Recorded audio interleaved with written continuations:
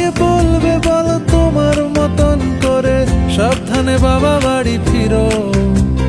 কাউকে বলিনি আমি কোনোদিন মুখ ফুটে, আসলে তুমি আমার হিরো, আসলে তুমি আমার হিরো, আসলে তুমি আমার হিরো।